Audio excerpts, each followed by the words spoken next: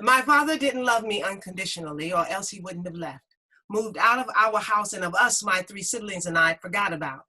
Until this day, 15 some odd years later, I have never gotten over him.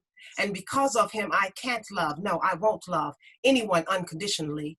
My mother loved one man her entire life, that man, the man. My father left her alone with 3 daughters and a son to live an unhappy life, consumed in misery, devoured by strife. My brother, who had no choice, became a man too soon and left behind our life. He took on a world he knew nothing of except the naked coldness of his mother's love. He was to survive off wit and strength, letting 10 years go by before he and he would meet again and try, though we failed to be friends.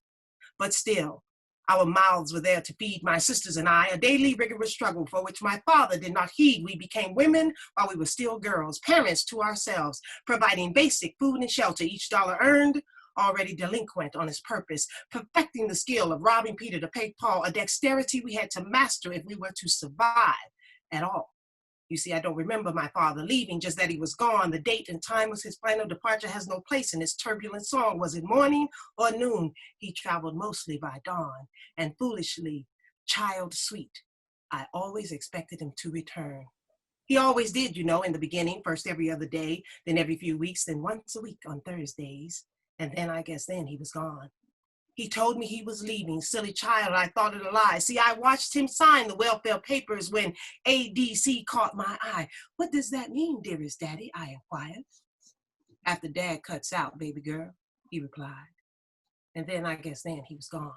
But still I waited with breath bated while my sisters hated and my mother wished, Daddy, dearest daddy, please make your ritualistic return. But he didn't. And I was smitten until my mind told my heart that sundown is not dawn, that left is not right, and that daddy, dearest daddy, has not, will not ever return. I was devastated. You see, of my home, he left me ashamed.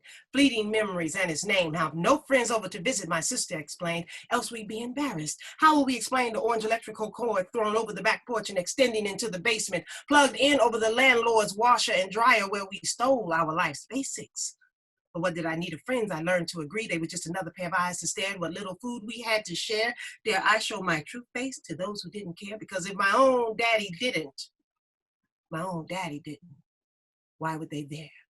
My father left, you see, not my mother, but me. He forced me to learn from others what was his job to teach. And on the heels of his exit went much of me.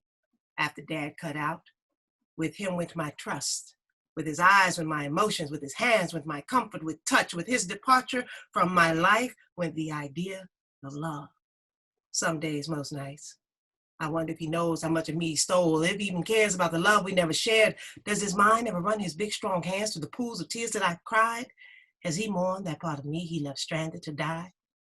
I doubt that he knows, or that I could ever tell him so, the severity in which he crushed the heart of my soul. Because of him, Daddy's little girl has created a safe world where I will not love anyone whose veins do not course with the same blood as mine. I am selfish with my love, a precious jewel never seen for, but even I am unfamiliar with it.